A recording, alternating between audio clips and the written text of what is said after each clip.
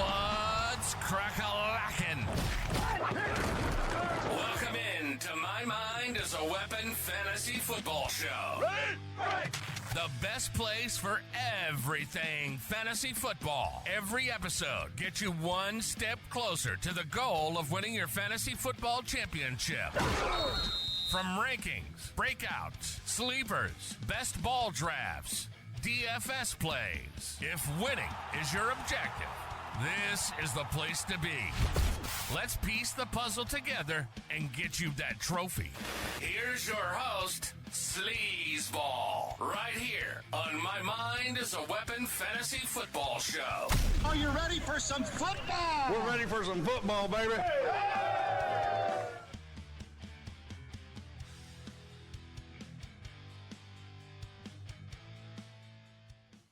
Welcome into episode 17, everybody. I am your host, SleezBall. Today, we're going to be going over the top 30 tight end rankings tiers.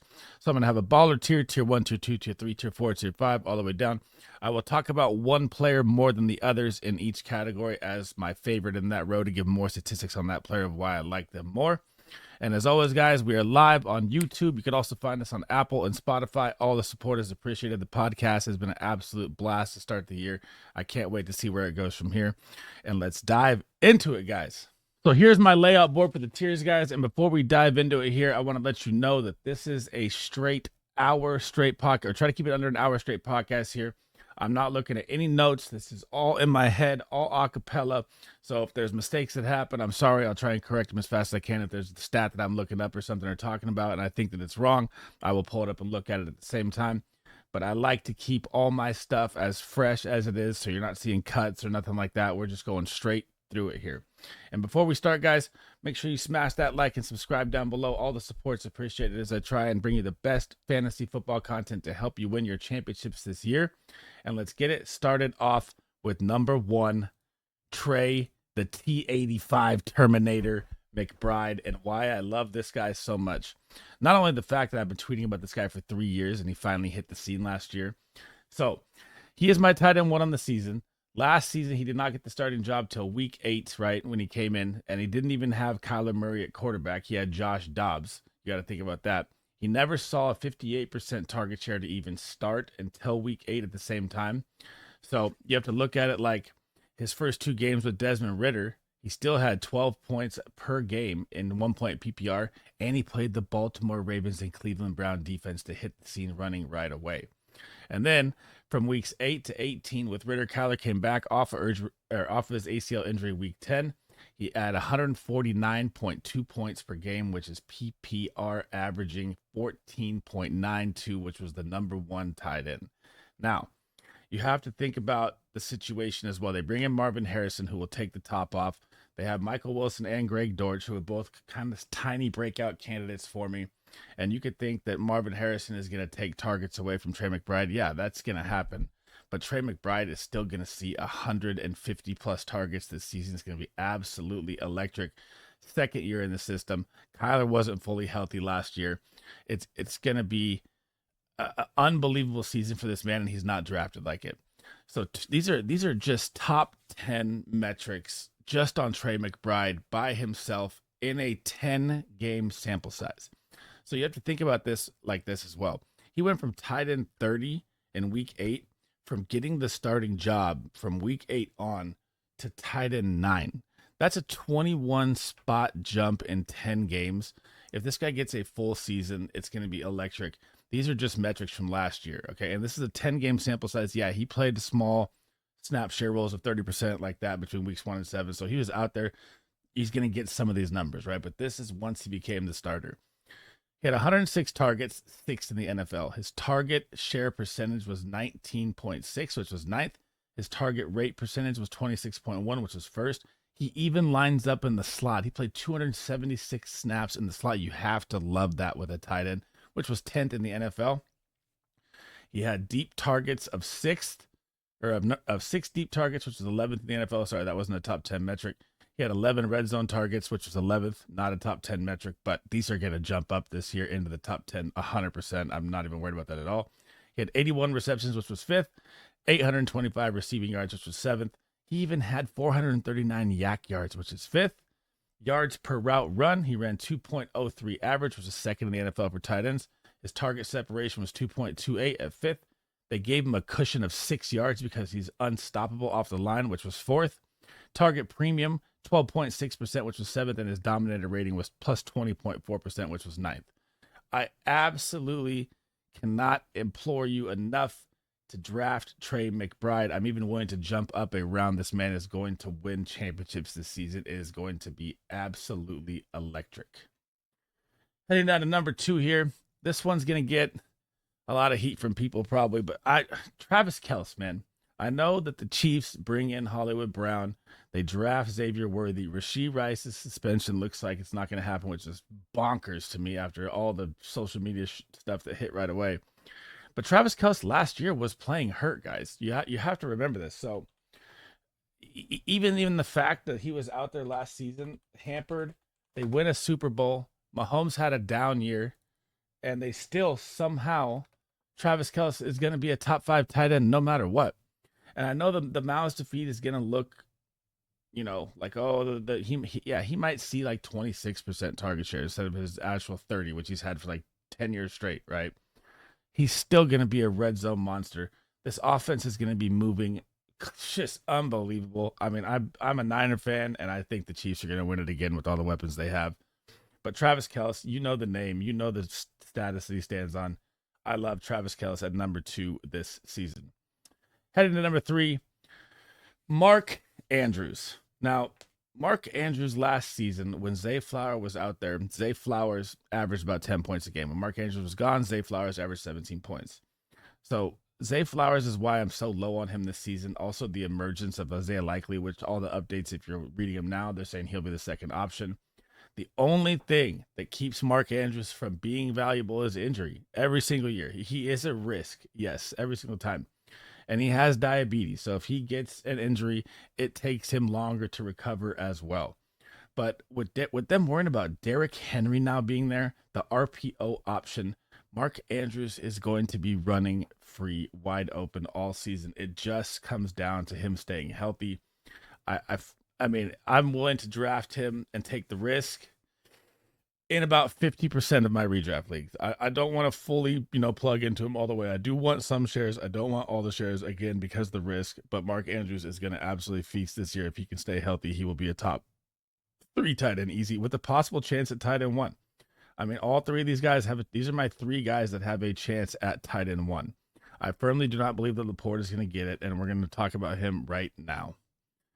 Sam Laporta, absolutely bonkers rookie season last year. A tied in 1 finish is just crazy to me for him.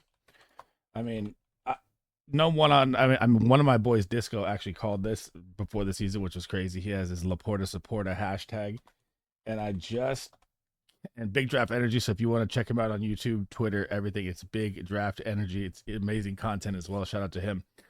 But Sam Laporta, now, I know they have a ton of dome games. Their offense is amazingly good. Their running game is ridiculous with Jameer and David Montgomery.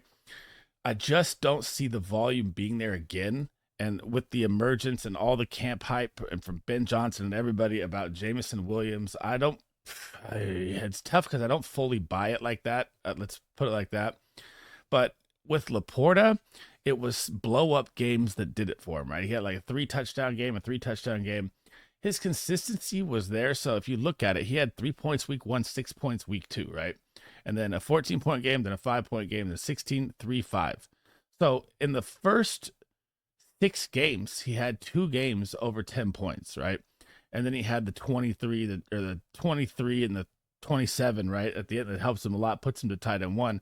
He did finish tight end 1, 15 points over Kittle at tight end 2. Oh, sorry, this is standard. Hang on. Let me go back to here. So he finished 9 points over Evan Ingram. My bad. I was looking at the wrong one. So I just see Amon-Ra feasting. I see Jahmyr Gibbs out the slot feasting. I see even Khalif Raymond seeing some targets. And if Jameson Williams can actually be what he was coming out of Bama, he will take away target share here. And it's to repeat as 1 is very, very hard.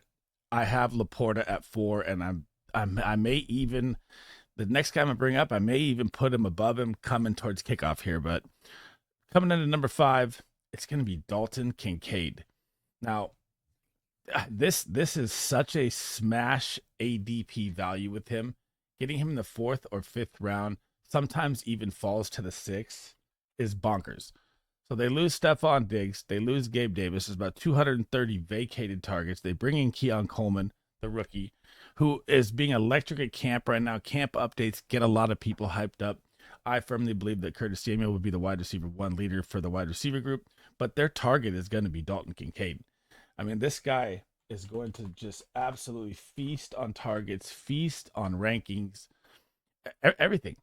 I mean, he's like a Trey McBride hype to me this season. I just can't put him over the bigger names ahead of him yet. But man, he's going to be unbelievably electric this year. And if you can get him, so I gotta pull up the ADP right now. I don't know what that noise was, by the way.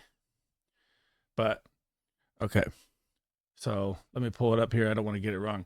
He's currently going 51. So round 4, round 5. If I can build my roster with 3 running backs, 2 running backs, whatever it is, and wide receivers to start, I'm smashing Dalton Kincaid 100% here. I absolutely love this value.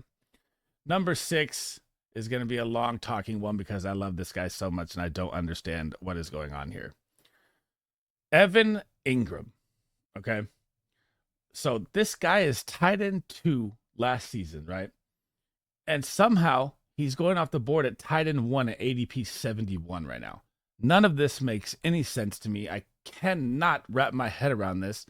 And here's why. So Calvin Ridley is headed out of town. He had 136 vacated targets that are gone now.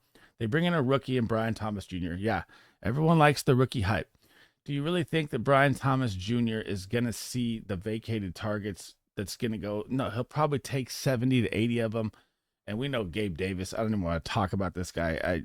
I've been done talking about him for years. Somehow people still draft him. It's such a waste of a pick. Do not do it unless it's best ball. Okay.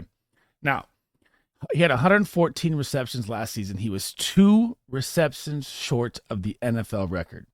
I am telling you right now that he is going to smash the NFL record held by Zach Ertz at 116 receptions this season. I'm going to say he has 120 plus. I'm all in on Evan Ingram. The value is the best to build your fantasy roster around, especially in round 7. Like I said, the tight end 2 overall last year is going in round 7, and they lost a star wide receiver. And Trevor Lawrence was hampered last year. So you saw more of ETN than I ever thought I would see. I did not think ETN would be RB3. Let's be serious. Once Trevor Lawrence had his left ankle injury, where he was in a boot for a minute, walking around hampered, played through the injury. His rushing upside was limited. They leaned on ETN more, and this guy still almost broke the NFL record. Now, these are 2023. These are all top 10 metrics, and I'm going to break down 4 of these metrics he's number 1 in, 3 of these metrics he's number 2 in, and 13 metrics he's a top 10 tight end in. Okay, let me say that again. 4 of these metrics he was number 1 in. So I'm going to start with the first one. Receptions, we talked about number 1, 114. He had 143 targets. That was number 1 in the NFL. He played slot snaps, which is the number 1 thing fantasy football people love. He played 414 slot snaps, which is number 1. He ran 603 routes, which is number 1. This guy never comes off the field. He is a full workhorse tight end, if that's a phrase you could use. Now, the other metrics that are all top 10 here, he had 963 receiving yards. That was 3rd. He had 28.3 target share. 28% of the targets went to him, and Calvin Ridley's gone. This is going to be a 30% number this season. That was 2nd in the NFL last year. His route participation was 97.4. Like I said, he never comes off the field. That was number 2 in the NFL for tight ends. He had 8 deep targets for tight ends, which was number 3. His yards per route run was 1.6, which was 9th. He even had the number 1 juke rate at 11.4% for a tight end, and his dominator rating was 20%, which was 10th. All these metrics, I hope you're paying attention to, because it's absolutely criminal to me that this guy is going off the board at tight end 9. This is a smash pick. This is my league-winning tight end. I'm drafting him anywhere and everywhere I can this season. So that's it for tier 1, guys. To recap tier 1, we got Trey McBride at tight end 1, Kels at 2, Andrews at 3, Laporta at 4, Kincaid at 5, and Evan Ingram at 6. We're going to head down to tier 2 here now, and this one's a little interesting to me. Kyle Pitts. Yes, I know back-to-back years, we're all just wasting picks on Kyle Pitts. He has not produced. He hasn't done nothing. But now, or nothing to his talent-wise. I mean, he was tight end 13 last year, and this guy should be getting tight end 8 to 5 numbers every year with his talent. But now you bring in Kirk O. Cousins into Atlanta, and I'm still tripped out about them drafting Penix after paying Cousins, but I get it in a way of 35 years old, coming off an Achilles injury. Let's get a quarterback either way if something happens to him, because we saw Desmond Ridder last year and it was puke. And we saw Heineke and it was puke. So at least they have those options there. Now they're saying Kyle Pitts is going to be lining up in the slot. He's going to be motioning about 50%. They're going to use him like a Cooper Kupp type role, like a McVay offense. If you watch the Rams, they use Cooper Kupp all over the place, but he's healthy. And Cooper Kupp's going to be healthy this year. It's going to be nuts. But Kyle Pitts, now I'm in on, to say the least, for the first time in like 2 to 3 years. On my content, I've had Kyle Pitts outside the top 10 for the past 2 years. A lot of people give me shit for it. He's going to be a top 10 tight end. I'm fully locked in on Kyle Pitts this year. To have Drake London outside, Bijan, they even get Darnell Mooney. He's going to be feasting across the middle. I like him a ton this season, especially even at ADP, which is crazy for the first time. Like if you're last year, you're drafting him here, you're like, now you get him round 5, round 6, ADP 61. I'm willing to take that risk this season. Heading over to number 7, guys.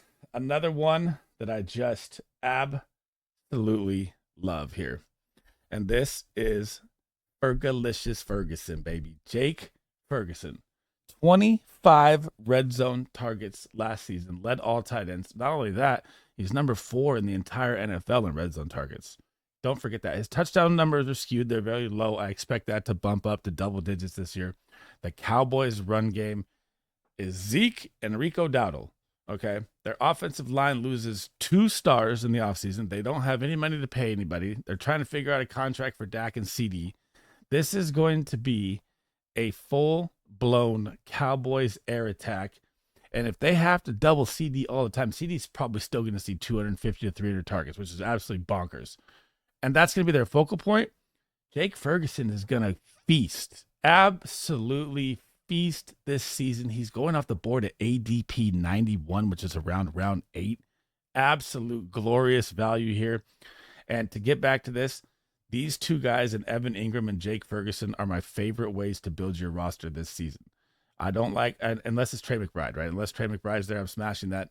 I'd like to lay back on the other ones, and I'd like to get these to build my roster for more value, for more depth on the year. But Jake Ferguson, I'm all in on. I love this guy a ton. Number 9, none other than Kittle, diddle, down the middle, George Kittle. I mean, being a Niner fan, he's my favorite player, like legitimately. If you've watched Netflix on receiver, this guy cracks me up all the time. He is getting a little older on the older side, but he's still going to produce with all the weapons around the 49ers. It doesn't matter. But the thing with him is like the thing I'm talking about with Laporta. He's such a spike week hitter that it's like it's a best ball play kind of, you know.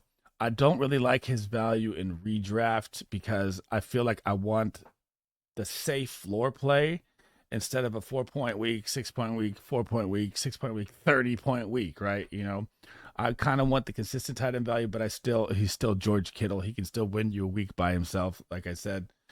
And if Ayuk or anything happens there, I'm moving Kittle up. Well, we don't know the Ayuk news yet, but I think he's going to be a Niner. If we, have Debo, CMC, Kittle, Ayuk, it's still going to be a lot of mouths to feed, but Kittle is still Purdy's guy. He's still going to he's still going to find the end zone a ton, and he's going to have a big year either way. Number 10 here. Now, this one is going to be interesting. I'm going to talk about this one for a little minute here. David Njoku, okay? So David Njoku absolutely won fantasy teams championships last year. He finished as tight end 6, right? But what you have to think about here is Deshaun Watson only played 5 games, okay? So in his first 5 games, he had 5, 10, 6, 6, and 4, okay? Enter Joe Flacco. And we're going to talk about this in 2 different points here.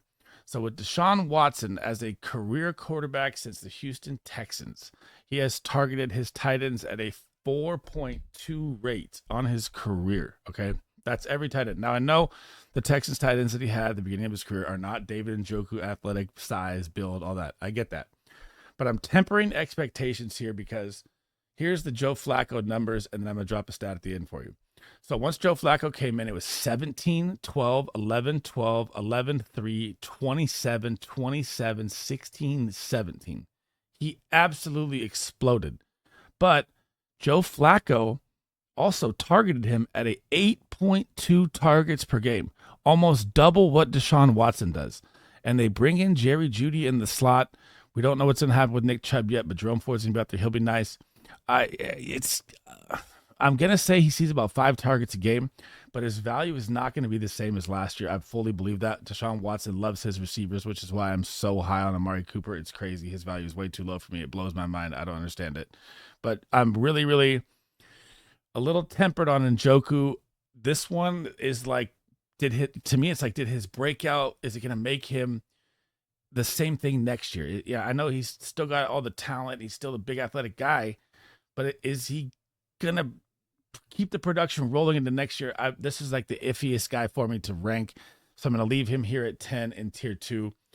And I got to see how it plays out coming into next year. Like, do you know Deshaun Watson's still going to be there? But I would love to see him at his 8, high 6, 7 targets. I just don't know if I see it a game with Watson, but I hope that changes this year. But he's my iffiest top 10 tight end to rank. Heading out to number 11, tier 2 here, number 11 in tier 2. Dallas Goedert. So Dallas Goedert's problem is he always has a couple knick-knack injuries here and there. He's still a middle tier tight end. You could start weekly. That's fine. But now you're going to get the Kellen Moore top 5 paced offense coming in as the offensive coordinator. I think Jalen Hurts, if you watched him play last year, he was playing a little sluggish, played through injuries, it seemed like the whole year. I mean, most NFL players are playing through injuries. But when you're the quarterback, it just looks different. And now you get this high-paced offense. And look at Ferguson last year, right? Look what he did for the Cowboys. I think they're going to utilize Dallas Goedert in ways a lot more than people think. And I'm one of the higher rankers of him. Usually he's around like 15 to 16. And, last year he averaged 9.7, right? He had one big blow-up game, was 26 points. Only had 4 games over 10 points. But he also missed 3 games or 4 games with injury. So he's like a joker. There's a lot of mouths to feed with A.J. Brown, Devonta Smith. I get that. Saquon out the backfield. God, Saquon's going to be a nightmare. But I'm a lot higher on Goddard than most people. I think he's going to have a better year. There's my cat in the background making the video. But I'm going to leave him at 11 for now. Heading into number 12 here, and this one I absolutely love. Pat Freiermuth. So you get Archie Smith, which is the worrisome thing for me with all the Steelers. And it looks like Justin Field may even win this job too, but I'll get to that in my quarterback video. Pat Freiermuth is so undervalued to me, it doesn't make sense. So if you lose Deontay Johnson, who used to see 150 targets a season, last year you can look at his targets. The numbers are skewed because their quarterback play was absolutely terrible, right? Kenny Pickett went down, everything was shambles. So right now he's going off the board at ADP 124. And the way I would break it down here is the tight ends that are going ahead of him. So let's look at it like this. You have Dalton Schultz and Cole Kmet going above Pat Freiermuth. It's just stupidity if you're a fantasy football player. And let me tell you why. If you have Cole Kmet, who has 3 wide receivers, and DeAndre Swift, who's also a pass-catching back, the target share is going to be really low. Dalton Schultz is in the same situation. 3 baller wide receivers, Joe Mixon, great pass-catching back.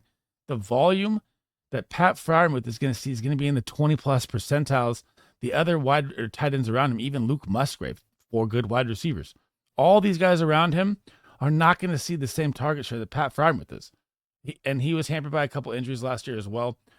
I love the value here. Like, if I had to break it down in a different way, I would say Evan Ingram, Jake Ferguson, the 3rd best tight end I like to build my roster around be Pat Freiermuth, because the volume he's going to see, volume is king in fantasy football. He's going to see a ton of it. You only have George Pickens. Roman Wilson's is hurt. Van Jefferson is the other one. Calvin Austin. Jalen Warren's nice at the backfield, but come on, man. This is gonna be a nice season here for Pat Freiermuth. Heading in to number 13 here, and this one's tough for me because a lot of people rank him higher. I rank him lower than most, and it's Brock Bowers. It has nothing to do with his talent. Out of Georgia, this guy is a absolute phenom, right? For the past 2-3 years in college football, he's been the best tight end, and he's been the most touted for everyone to talk about to come out. And then the NFL draft hits, and he falls to the Raiders, and the Raiders didn't even want to draft him, but they were like, what the hell is going on here?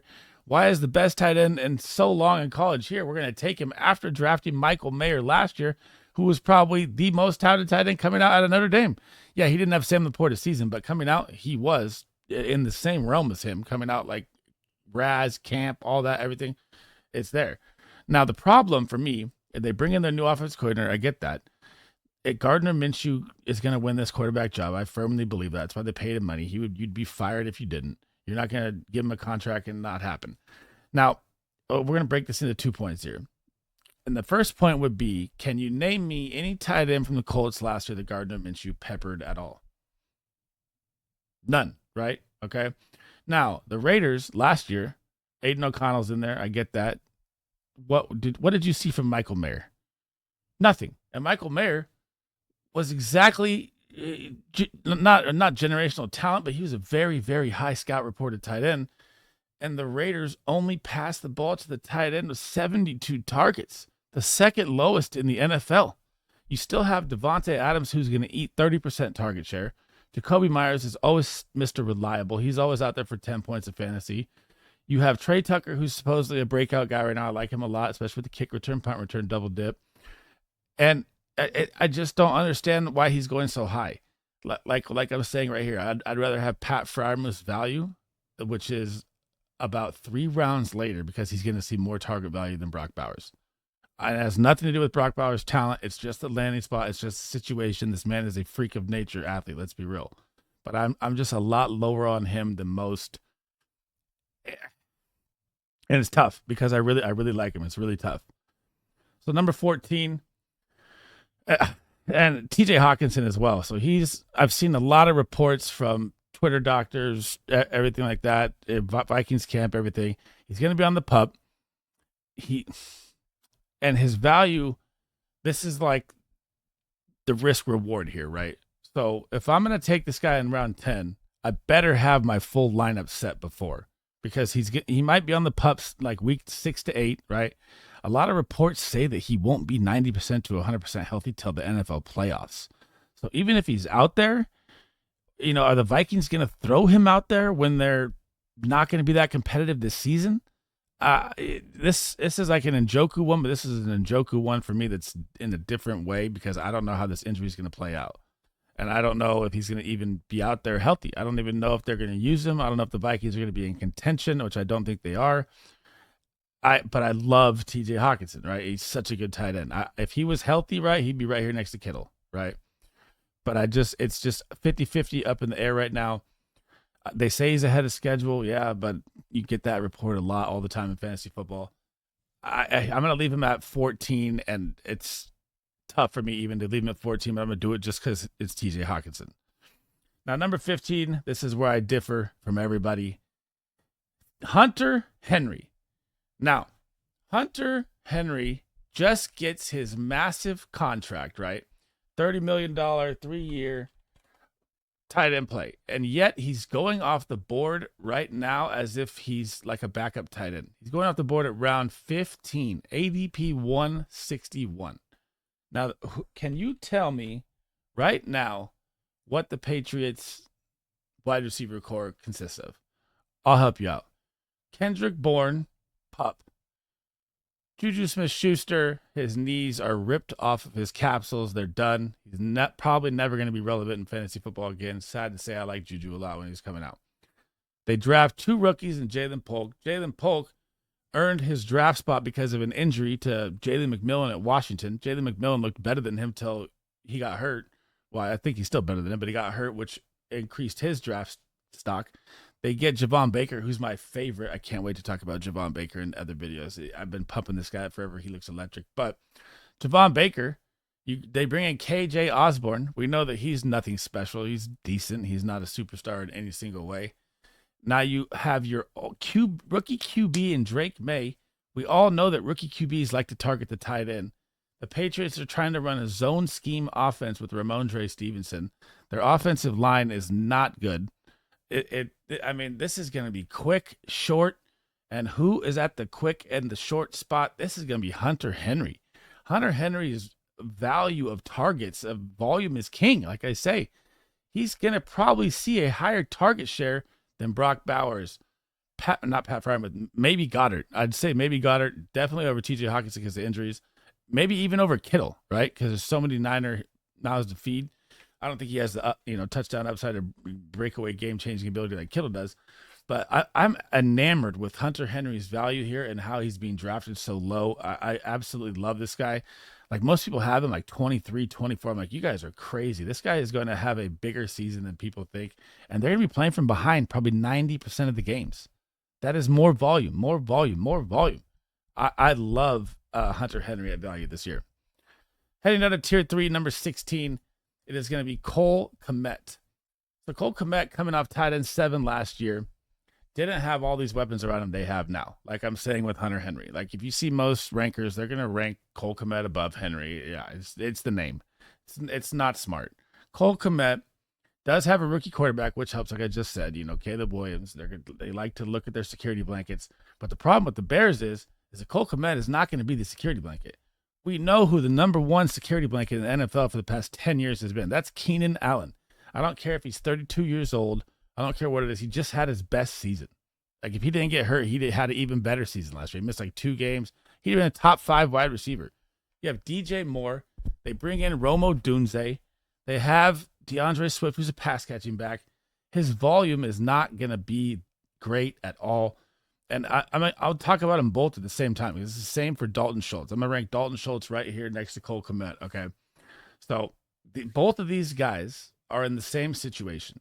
This is why I have them at 16 and 17. Most people will have them higher. You'll see their ADP on the board. I'm not even drafting these guys. I want nothing to do with these guys in redraft at all because you're going to be playing a game of touchdown dependency and no floor. So if I have Rome Odunze, DJ Moore, Keenan Allen, Stephon Diggs, Nico Collins, Tank Dell, why do I want a tight end on that team? I don't. The target share is going to be 10 to 12%. You're so touchdown dependent. This is why I rank Hunter Henry above Pat Freiermuth. Absolute smash these guys over these trywood all day, every day, any day of the week. This is how you win championships. Do not draft these guys with so much volume around them. And I'm going to lead into another one here as well. Luke Musgrave. Same situation as these guys. That's why I have them all next to each other. You have Jaden Reed. You have Christian Watson. You have Romeo Dobbs. You have Dontavian Wicks, who I like for a breakout. They bring in Josh Jacobs. Tucker Kraft also plays in 2 tight end sets. It's such a touchdown dependency rate with these guys. I just don't like it, and I almost went crazy enough with this next guy to rank him above. And you guys are going to think this one is wild, but I absolutely love this guy at his ADP. And you're going to get him so late in drafts. This is one of my huge sleeper calls right here. It's a very, very high ranking. You're not going to see this from other content creators that much at all. And it is going to be the Dolch Meister, Greg Dulcich. So why? Why so high, Sleaze? Why? Now, let me tell you why. Greg Dulcich, when he came out as a rookie, balled out his rookie year, had 5 out of 10 games with 10 points in PPR format, right? He got hurt with his injuries. That's the only thing that's been holding him back. Why do I put him so high, you say? Oh, well, look at what I just said about these 3 guys next to him. Cole Kmet, Dalton Schultz, Luke Musgrave. We'll probably see 10 to 15% target share, maybe 17, if anything. Now, who is Greg Dulcich's competition around him? Dun, dun, dun, dun. Cortland Sutton, Marvin Mims, Troy Franklin, Javonte Williams is the running back. This team is going to win 3 to 4 games. This guy, people forget that he was second up on the Mackey Award at the UCLA. He was the second best tight end in college. He's just an injury away, or an injury riddled season, and people forget that he was actually productive in fantasy football as a rookie. And now you're going to be playing from behind, rookie quarterback, probably 90% of the games. And Greg Dulcich has been the highlight of camp in every update from the passing game. He looks electric already. And he's just, I don't understand how his ADP is going around 200. It's mind-blowing to me. Like, I want to pull up his exact number here. Hang on, let me find him real quick. He's going off the board at 228. Players like Mike Gesicki, Tyler Conklin, Noah Fant, K. Dotton, Chig Okonkwo, Ben Sinnott, Isaiah Likely, all going above him. Nope. I expect his ADP to jump up a little bit here, but before draft starts, because the camp hype is growing so much, all he has to do is stay healthy, and he is going to have a big year at value. And I even went bold enough and said he's going to be a top 12 tight end. That was one of my bold predictions on the year. I'm sticking to that. I think he can do it. All he has to do is stay healthy. And you're getting him for free. So, I mean, if he's on your waiver wire right now, go get this man. If he's on your dynasty waiver wire, go get him now. I'm telling you right now. Coming in at 6'10", 15, 19. Coming in at number 20 here, Noah Fant, Iowa U. I hope and pray that these updates are right, because Noah Fant has been irrelevant in fantasy football almost damn near his entire career. And I know the problem last year was because they lost Dave Canales, the offensive guru whisperer, went to Tampa Bay, saved Baker Mayfield's career. And now you bring in Ben Grubb from Washington, who was electric in college, and they say that Noah Fant's going to be more involved in the passing game. You already have Geno Smith with this little hip injury. We don't know if he's going to be week 1 or not. I think he'll be out there week 1. I mean, this is why they brought in Sam Howell anyways. I think Sam Howell would make this offense look better, but that to each his own on that one. But this offense should be fast-paced, high-flying, but I am 100% all in on DK Metcalf. I don't see Noah Fant's target share. Like I said, like you're looking at Cole Kmet and these guys. You have Tyler Lockett, Jay Season, and Declan Metcalf. Come on. He's not going to see that much target share. This is why I have him at 20. I hope he could be a weekly touchdown dependent serviceable play, best ball play, whatever it is. I don't really like him in a redraft at all. Cade Otton, the man running wind sprints all year last year. He led all tight ends in snap share last year. Every single tight end on the field did not play as much as Cade Otton, and he was tight end 20. So, and I'm going to bring up both of these right now. We're going to talk about them both here, because it's going to be tied to the same. So Jatavion Sanders is going to come in, I believe, around like 28 for me, okay? But I'm going to do them both at the same time. Because Dave Canales was the offensive coordinator for the Tampa Bay Buccaneers last year, which he's now the head coach for the Carolina Panthers. So, like I said, Cade Otton ran 97% route or 98% route participation last year, number 1 in the NFL, and he barely broke 100 points. He had one game over 10 points in fantasy football, and he played every freaking snap. So when I'm looking at Jatavion Sanders, who I loved out of Texas, and all the weapons they have in Carolina, and Dave Canales being the head coach, they draft Xavier Legette. They have Jonathan Brooks, who's coming back by week 4 or 5. They still have Chuba Hubbard and Miles Sanders, both good pass-catching backs. Deontay Johnson's going to see 150 targets. Adam Thielen, still a target feast himself. Jonathan Mingo having a camp. These are two guys that, volume-wise, I avoid, and you got to think they have Jalen McMillan, Mike Evans, and Chris Godwin.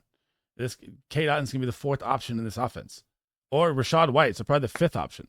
And this is why these are things you have to look at in fantasy football, because volume is king. I cannot stress this enough. So, like, when I'm looking at Musgrave, Schultz, Cole Kmet, Cade Otton, Jatavion Sanders, Noah Fant, none of them are going to see a 20% target share. And that is what you look for in fantasy football. That is why I avoid these guys in drafts. It's mind-blowing to me how people do not see these numbers. It's right there in front of you. It's very, very simple. Heading on to number 22. This one is a little sketchy for me. So I'm going to say this like the Cade Otton as well. So last year, if you watched the Dolphins, their tight end was Durham Smythe. Okay. Yeah. Remember the name? I don't. Okay. Durham Smythe last season was number 2 behind Cade Otton in the first 8 weeks of fantasy football at route participation. He was 97.5%. Number 2. What did he produce with it? Nothing. Now, I know he's not. Jonnu Smith is way more athletic than this guy. 100%. You saw him in his career. He makes big plays. He's open, big body. He knows how to beat zone coverage very well too. He's like number 3 in zone coverage beater for a tight end. But when you have Tyreek Hill and Waddle, AK and Mostert out the backfield, again, this is like a volume thing. I don't. Yeah, will he have a splash play here and there and get a big teeter? Possibly, right? It's the Dolphins offense. They score at will. And you want a piece of the Dolphins offense. You can get it this late. I'm okay with it as a tight end 2, not a tight end 1. I wouldn't feel comfortable starting him any week. Best ball shot, yeah, I like it. But I got to see how this plays out first, because last year they didn't even target the tight end at all. Like let me pull up Durham Smythe's stats here, if I can even find them. So right now I'm scrolling through the tight end ranking list, and Durham Smythe. Okay. It's 71 points on the season. He had 4 games with a 0. He had 1, 2, 3, 4 other games under 5 points. I mean, that is not production I'm looking for. I hope Jonnu Smith can do better, because like let's use an example here. Let's say Jonnu Smith is in Greg Dulcich's situation. I put him a lot higher. A lot higher. The situation is not great here. I have to see how it plays out with the Dolphins. But I mean, I like Jonnu Smith as a player. That's the tough part. Number 23, this one I like a lot. Isaiah Likely. Like I talked about with Mark Andrews at the beginning, I brought up Isaiah Likely for a little bit. They are reporting now out of camp that Isaiah Likely is going to be the second receiving option for the Ravens, which is not going to be Zay Flowers. So, and also you have to think about Mark Andrews' injury history. Yeah, he's always scary. So let's look at his numbers when Mark Andrews was gone, and let's look at his numbers when Mark Andrews was there and he was barely playing. So the first 3 games of the season, he has 5 points total, nothing, 0, 0, 0, 0. Didn't even play the next 4, 2 points, and then Mark Andrews gets hurt. Okay, so this is right here from the rest on for the season. He goes 8 points. Hang on. 8 points, 8 points, 19 points, 18 points, 8 points, 18 points, 11 points. Those are numbers of volume you like. Now, if he can be the number 2 receiving option, this is an absolute smash value pick at the end of your drafts. I mean, let's look at the guys around him here, right? Hang on, let me pull up the ADP list right here. So Isaiah Likely, currently going off the board around Luke Musgrave and around Ben Sinnott, who's still behind Zach Ertz, but I'll get to Ben Sinnott next. And he's going ahead of Hunter Henry, which is crazy to me. Chigozie Okonkwo, K-Dot, and Noah Fant. I would rather have Isaiah Likely. I'm still going to rank him lower because I don't know, but in my heart of hearts, I'd rather have him than K-Dot or Noah Fant or Luke Musgrave. Athletic ability and volume. That's what it comes down to. I want the second option more than I want the 4th or the 5th. But it's tough. It's tough seeing a report like that and then seeing it come to life first, because Mark Andrews is such a target hog. That's why I got to keep him here. But I'm really enamored with his value. I mean, getting him in, so he's going off the board at 181, getting him around 16. I mean, smash play, 100% smash play. Great tight end 2 to have. And if you're drafting Mark Andrews, you're definitely drafting the backup in Isaiah Likely, or you're just not smart at fantasy football. The next guy on the list here, and this one, I'm going to do them both here. 24 and 25 is going to be Juwan Johnson and Taysom Hill. So Juwan Johnson, major injury in camp, looks to be back week 1. I don't love either one of these guys, let's be honest here. Taysom Hill is coming into age 35. He's a lot older. I don't think he's going to play the Joker type role that people think, where he gets those goal line carries. He might get a couple goal line carries. I mean, come on, let's be real. They still have Jamal Williams, who had 17 touchdowns 3 years ago with the Lions as the goal line back. I don't know how much work I really believe that Taysom Hill is going to see. I mean, he was tight end 12 last year, but these are blow-up games. So, I mean, if I look at his numbers, right, these are games under 5 points. So 1, 2, 3, 4, 5, 6, 7 games under 5 points on the season. Then you have this stretch of 16, 22, 20 in 3 games. And that was his whole season. That was it. That's all it takes for a tight end to get that high, because tight end points are not that high. 3 20-point games and it puts this guy as a top 12 tight end. That's not numbers you want. That's best ball. That's best ball swag. That's exactly what that is. I don't like owning Taysom Hill because I don't even want the thought in my mind of is he going to have a big game here. It just makes stress on your lineup. I absolutely hate it. I do not want to draft him. Jawan Johnson's side, a little more interesting. He kind of found a little rhythm, but with the Saints, I mean, Derek Carr's on the hot seat. Dennis Allen's on the hot seat. Spencer Rattler may come in at some point in the season. I'm calling week 9. I said after week 8, Spencer Rattler would be the starter. I want nothing to do with the Saints offense besides Alvin Kamara, really. I mean, I'm not even high on Chris Olave like others. If you watched my wide receiver video before, I still love Chris Olave's talent. I get all that. These two guys, this is the bottom tier of the tight ends. You know, this is where it gets tough anyways, but I'm not drafting either one of these guys. Heading on to number 26 here. This one's interesting if D-Hop's injury can reoccur again. Looks like he'll be back week 1. It's Chigoziem Okonkwo, okay? I don't know if I said his name right. Chigakonkwo, let's just say that.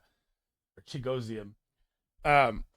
He's just been fantasy irrelevant. He's talented. He's athletic. He's out there. And I like Will Levis for a breakout. I like what they've done in the offseason. I like Derrick Henry being gone. I like seeing more of a pass attack here. Again, this is a volume thing. You have D-Hop, who's going to command 26, 27%. Calvin Ridley, 20+%. They have Tyler Boyd in the slot. You have Treylon Burks as well. If anything happens to either one of those guys out of the slot. And you get Tyjae Spears and Tony Pollard, who are 2 great pass-catching backs. So already he's the 5th option. Not something I'm looking forward to. If D-Hop goes down with injury, his value goes up a little bit. Still not a starting tight end I like a lot, but I'm going to leave him here at 26. 27 is going to be Mike Gesicki. I almost put my guy Eric All in here because I believe that Eric All is going to win this job by the end of the season or towards the end of the season. The guy from Iowa U is a stud. Could be my Iowa bias, but I love Eric All a ton, so we'll throw that out there. Now Mike Gesicki is still going to have to deal with Jamar Chase, T. Higgins, and you got Jermaine Burton now, and they got Chase Brown pass catching out the backfield. No, I don't want anything to do with Mike Gesicki. I'm going to rank him 27th. I went over 28 to Tavion Sanders. These two last guys I'm going to talk about together. 29 is going to be Ben Sinnott, and 30 is going to be Theo Johnson. 2 rookies that are both, I don't know, I guess you can't say Theo Johnson's battling for the first spot right now. It looks like he might have it over, Bellinger, but we'll see.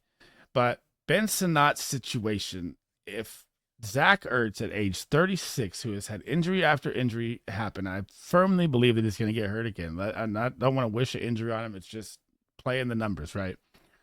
If Zach Ertz gets hurt, Ben Sinnott jumps up right next to Greg Dulcich for me. He'll be right in the 16-17 range. He will absolutely feast. The man out of Kansas State is a freak of nature. Absolute great draft pick for them, especially to tie to Jaden Daniels for the next 4 to 5 years. I'm enamored with buying him in Dynasty.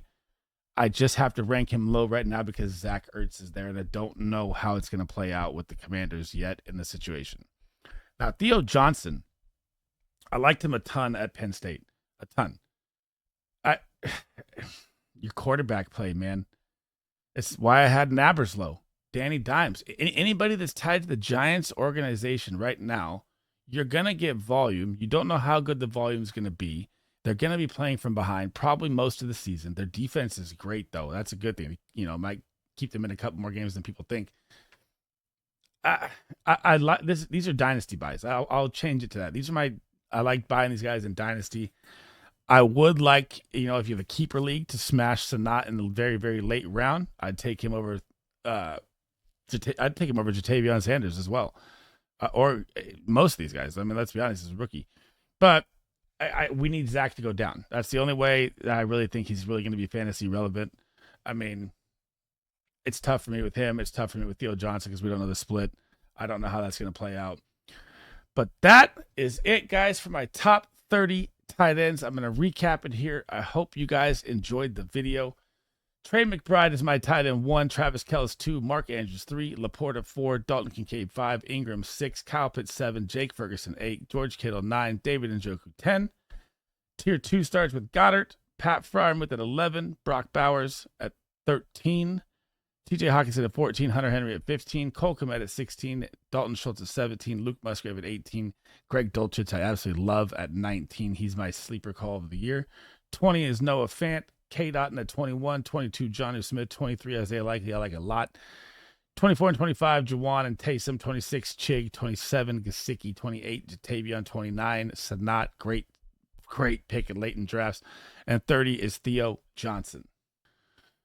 That is it for episode 16, guys. My top 30 tight end tiers. I hope you guys enjoyed all the support on the podcast, YouTube, videos. Everything has been outlandish. You guys are amazing. I can't thank you guys enough. My next episode is going to be my top 30 QBs, then top 30 running back tier rankings, and that's it for my tier rankings. And then I will dive into bullish players I'm on after that with my next video. And then as soon as the season starts, guys, I will be doing my start sit live shows where you can come in. I'll have a whiteboard over here to my right. We can look at your rosters, trades, everything like that, etc. Whatever you guys need to help you in fantasy football, that is what I am here for. And as always, guys, before I'm out, make sure you smash that like and subscribe. All the support's appreciated. I try to bring you the best content to help you win your fantasy football championships. And that's it for me, guys. I'll catch you the next one. SleezBall out.